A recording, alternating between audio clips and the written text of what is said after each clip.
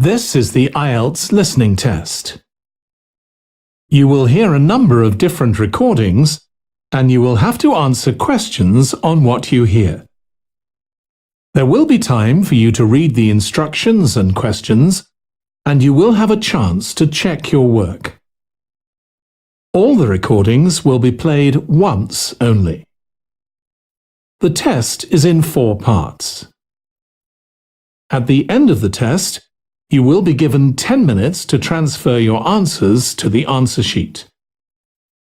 Now turn to Part 1. Part 1. You will hear a woman phoning a company that converts old photographs to digital format. First, you have some time to look at questions 1 to 3.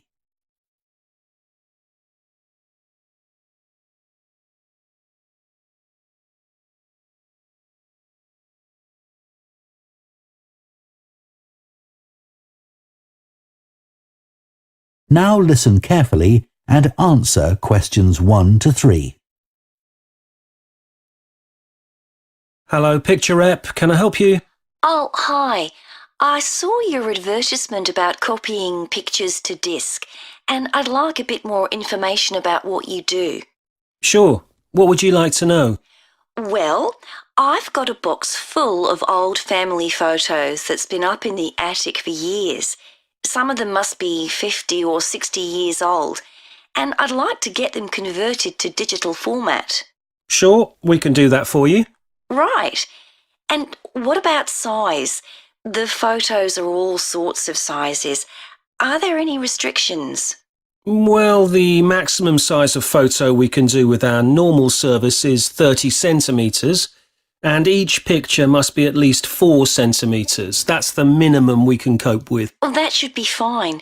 And some of them are in a frame. Should I take them out before I send them? Yes, please. We can't copy them otherwise. And also the photos must all be separate. They mustn't be stuck into an album. OK, that's not a problem. So, can you give me an idea of how much this will cost? I've got about 360 photos, I think. We charge £195 for 300 to 400 photos for the basic service. OK, and does that include the disc?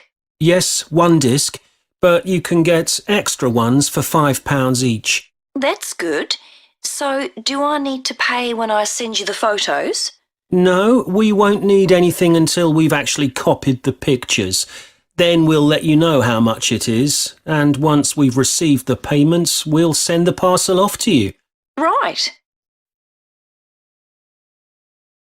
Before you hear the rest of the conversation, you have some time to look at questions 4 to 10.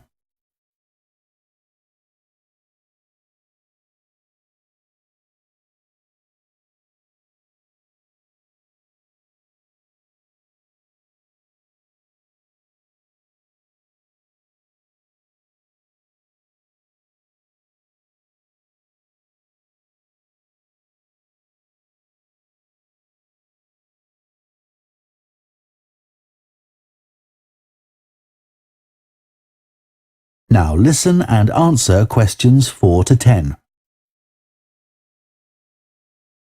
Is there anything else you'd like to ask about our services?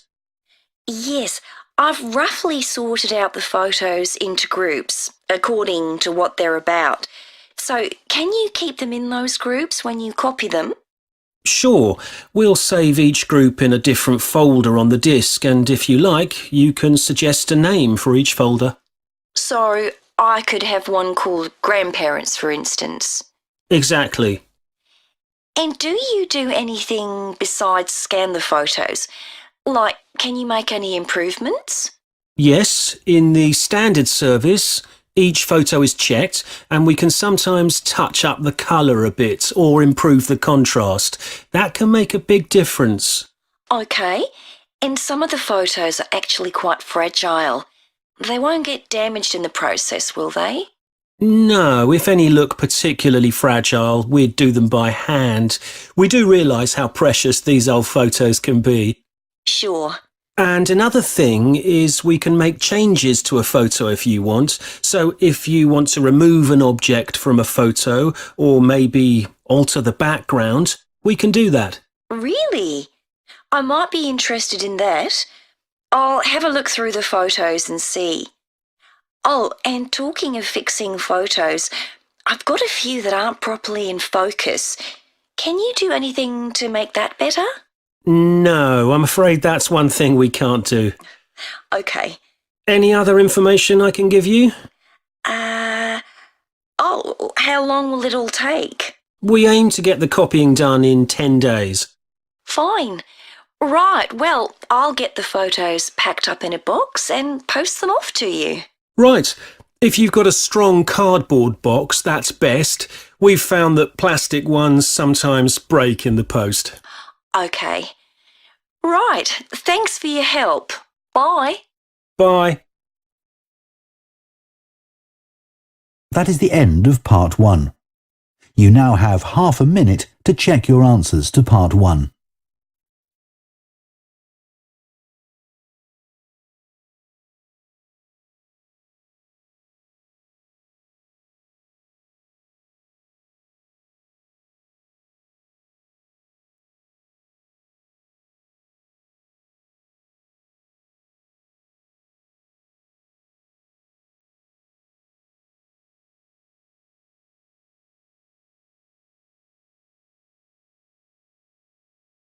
Part 2. You will hear a head teacher talking to parents of pupils about changes at the school. First, you have some time to look at questions 11 to 15.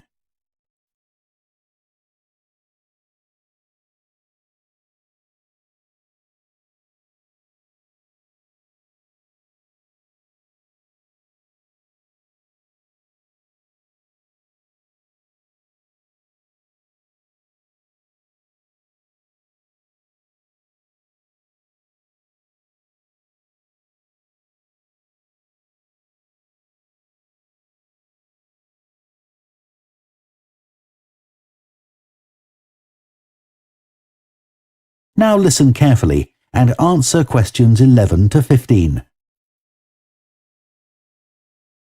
Good morning, and thank you for coming here today.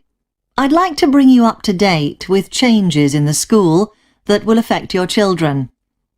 As you know, the school buildings date from various times, some from the 1970s, some from the last 5 years, and of course Dartfield House is over a century old. It was commissioned by a businessman, Neville Richards, and intended as his family home, but he died before it was completed. His heir chose to sell it to the local council, who turned it into offices.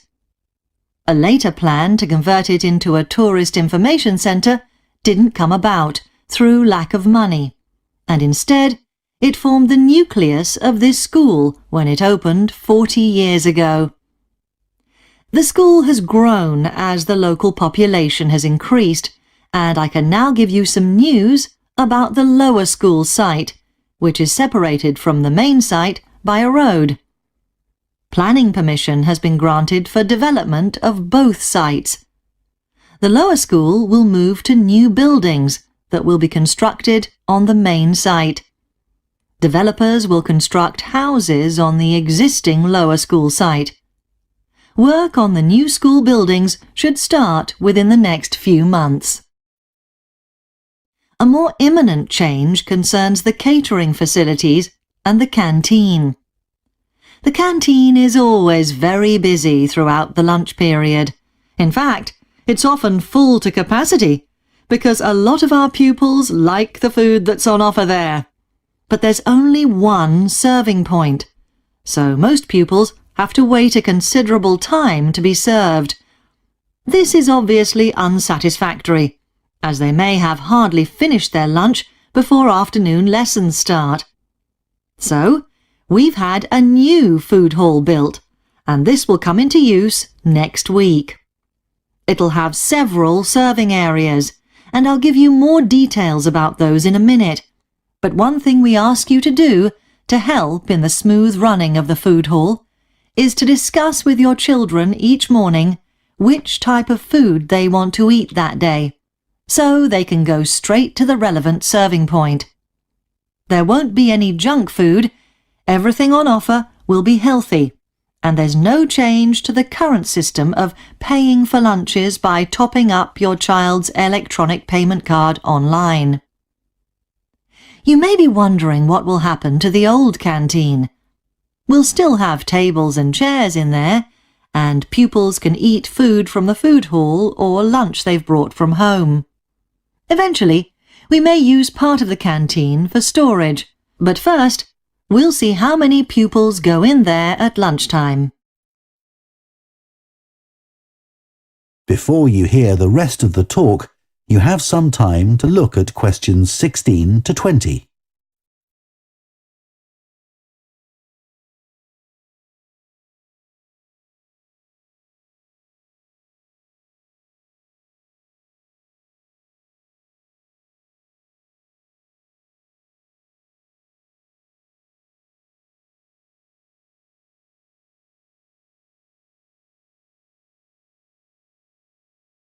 Now listen and answer questions 16 to 20. OK, back to the serving points in the food hall, which will all have side dishes, desserts and drinks on sale, as well as main courses. One serving point we call World Adventures. This will serve a different country's cuisine each day. Maybe Chinese one day and Lebanese the next. The menus will be planned for a week at a time, so pupils will know what's going to be available the whole of that week. Street life is also international, with food from 3 particular cultures. We'll ask pupils to make suggestions, so perhaps sometimes there'll be food from Thailand, Ethiopia and Mexico, and then one of them will be replaced by Jamaican food for a week or 2. The Speedy Italian serving point will cater particularly for the many pupils who don't eat meat or fish. They can be sure that all the food served there is suitable for them. There'll be plenty of variety, so they shouldn't get bored with the food. OK, that's all on the new food hall. Now, after-school lessons. These are very popular with pupils, particularly swimming. In fact, there's a waiting list for lessons. Cycling is another favourite, and I'm delighted that dozens of pupils make use of the chance to learn to ride in off-road conditions. It means that more and more cycle to and from school every day. As you know, we have a well-equipped performance centre, and we're going to start drama classes in there too. Pupils will be able to join in just for fun, or work up to taking part in a play. We hope to put on at least one a year. We already teach a number of pupils to use the sound and lighting systems in the centre, and a former pupil has given a magnificent grand piano to the school, so a few pupils will be able to learn at the school instead of going to the local college, as many of them do at the moment. That is the end of Part 2. You now have half a minute to check your answers to Part 2.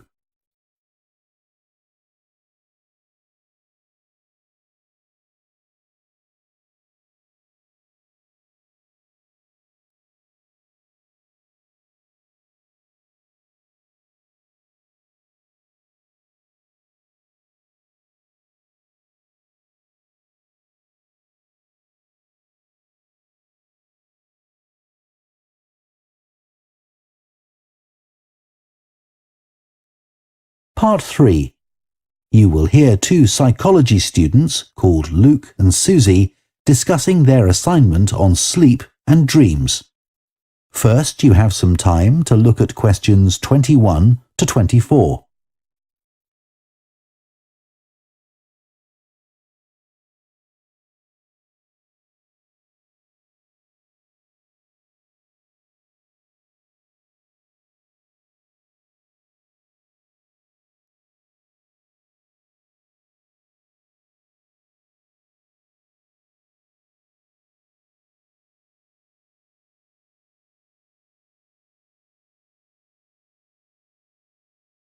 Now listen carefully and answer questions 21 to 24.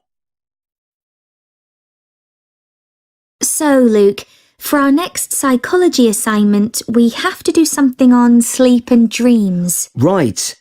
I've just read an article suggesting why we tend to forget most of our dreams soon after we wake up. I mean, most of my dreams aren't that interesting anyway. But what it said was that if we remembered everything, we might get mixed up about what actually happened and what we dreamed. So it's a sort of protection. I hadn't heard that idea before. I'd always assumed that it was just that we didn't have room in our memories for all that stuff. Me too. What do you think about the idea that our dreams may predict the future? It's a belief that you get all over the world. Yeah, lots of people have a story of it happening to them. But the explanation I've read is that for each dream that comes true, we have thousands that don't, but we don't notice those. We don't even remember them. We just remember the ones where something in the real world, like a view or an action, happens to trigger a dream memory. Right. So it's just a coincidence, really. Something else I read about is what they call segmented sleeping. That's a theory that hundreds of years ago, people used to get up in the middle of the night and have a chat or something to eat, then go back to bed. So I tried it myself. Why? Well, it's meant to make you more creative. I don't know why, but I gave it up after a week. It just didn't fit in with my lifestyle. But most preschool children have a short sleep in the day, don't they? There was an experiment some students did here last term to see at what age kids should stop having naps, but they didn't really find an answer. They spent a lot of time working out the most appropriate methodology, but the results didn't seem to show any obvious patterns. Right. Anyway, let's think about our assignment. Last time I had problems with the final stage, where we had to describe and justify how successful we thought we'd been. I struggled a bit with the action plan too. I was okay with the planning, but I got marked down for the self-assessment as well. And I had big problems with the statistical stuff. That's where I really lost marks. Right. Before you hear the rest of the discussion, you have some time to look at questions 25 to 30.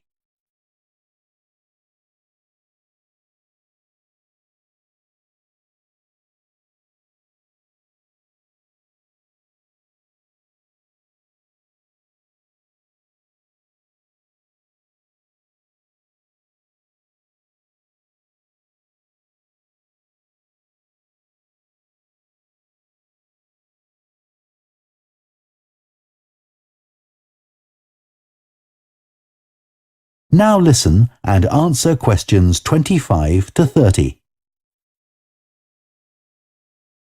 So, shall we plan what we have to do for this assignment? Okay. First, we have to decide on our research question. So, how about, is there a relationship between hours of sleep and number of dreams? Okay. Then we need to think about who we'll do the study on. About 12 people? Right. And shall we use other psychology students? Let's use people from a different department. What about history? Yes, they might have interesting dreams. Or literature students. I don't really know any. OK, forget that idea. Then we have to think about our methodology. So we could use observation, but that doesn't seem appropriate. No. It needs to be self-reporting, I think. And we could ask them to answer questions online. But in this case, paper might be better, as they'll be doing it straight after they wake up. In fact, while they're still half asleep. Right. And we'll have to check the ethical guidelines for this sort of research. Because our experiment involves humans, so there are special regulations. Yes. I had a look at those for another assignment I did. There's a whole section on risk assessment and another section on making sure they aren't put under any unnecessary stress. Let's hope they don't have any bad dreams. Yeah. Then, when we've collected all our data, we have to analyse it and calculate the correlation between our two variables. That's time sleeping and number of dreams.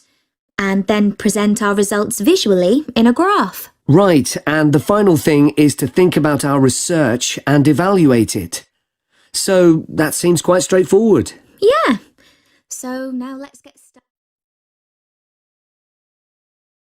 That is the end of part 3. You now have half a minute to check your answers to part 3.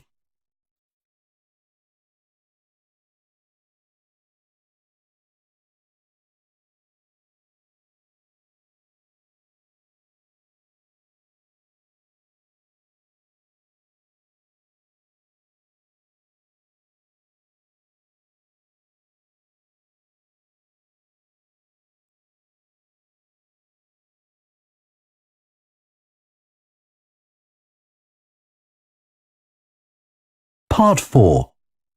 You will hear a sports science student giving a presentation on the health benefits of dance. First, you have some time to look at questions 31 to 40.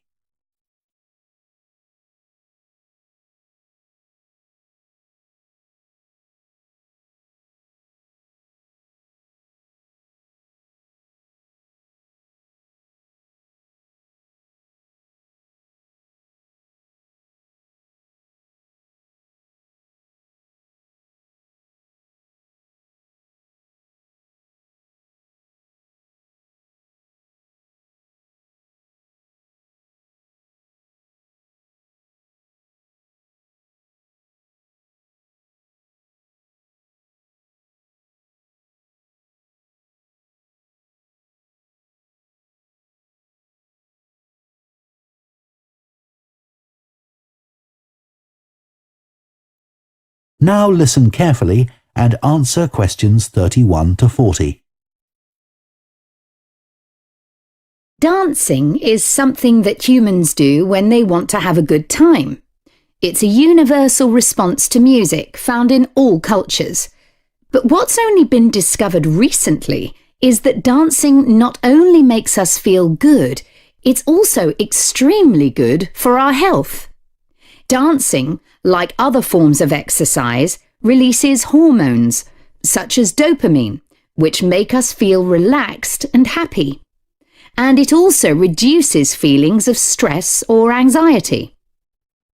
Dancing is also a sociable activity, which is another reason it makes us feel good. One study compared people's enjoyment of dancing at home in front of a video with dancing in a group in a studio. The people dancing in a group reported feeling happier, whereas those dancing alone did not. In another experiment, university researchers at York and Sheffield took a group of students and sent each of them into a lab where music was played for 5 minutes.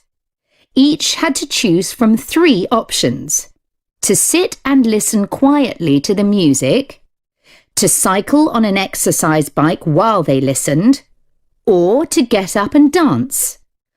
All were given cognitive tasks to perform before and after. The result showed that those who chose to dance showed much more creativity when doing problem-solving tasks. Dr. Lovett at the University of Hertfordshire believes dance could be a very useful way to help people suffering from mental health problems. He thinks dance should be prescribed as therapy to help people overcome issues such as depression.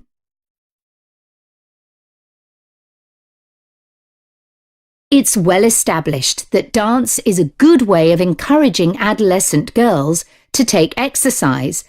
But what about older people? Studies have shown that there are enormous benefits for people in their 60s and beyond. One of the great things about dance is that there are no barriers to participation.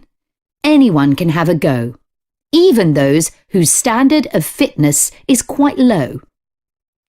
Dance can be especially beneficial for older adults who can't run or do more intense workouts, or for those who don't want to. One 2015 study found that even a gentle dance workout helps to promote a healthy heart. And there's plenty of evidence which suggests that dancing lowers the risk of falls, which could result in a broken hip, for example, by helping people to improve their balance. There are some less obvious benefits of dance for older people too. One thing I hadn't realised before researching this topic was that dance isn't just a physical challenge. It also requires a lot of concentration, because you need to remember different steps and routines. For older people, this kind of activity is especially important because it forces their brain to process things more quickly and to retain more information. Current research also shows that dance promotes a general sense of well-being in older participants, which can last up to a week after a class. Participants report feeling less tired and having greater motivation to be more active and do daily activities such as gardening or walking to the shops or a park. Ballroom or country dancing, both popular with older people, have to be done in groups. They require collaboration and often involve touching a dance partner, all of which encourages interaction on the dance floor. This helps to develop new relationships and can reduce older people's sense of isolation, which is a huge problem in many countries. I also looked at the benefits of Zumba. 15 million people in 180 countries now regularly take a Zumba class, an aerobic workout based on Latin American dance moves. John Porcari, a professor of exercise and sports science at the University of Wisconsin, analysed a group of women who were Zumba regulars and found that a class lasting 40 minutes burns about 370 calories. This is similar to moderately intense exercises like step aerobics or kickboxing. A study in the American Journal of Health Behaviour showed that when women with obesity did Zumba 3 times a week for 16 weeks, they lost an average of 1.2 kilos and lowered their percentage of body fat by 1%. More importantly, the women enjoyed the class so much that they made it a habit and continued to attend classes at least once a week. Very unusual for an aerobic exercise program. Dance is never going to compete with high-intensity workouts when it comes to physical fitness gains, but its popularity is likely to keep on rising because it's such a fun way to keep fit. That is the end of Part 4. You now have 1 minute to check your answers to Part 4.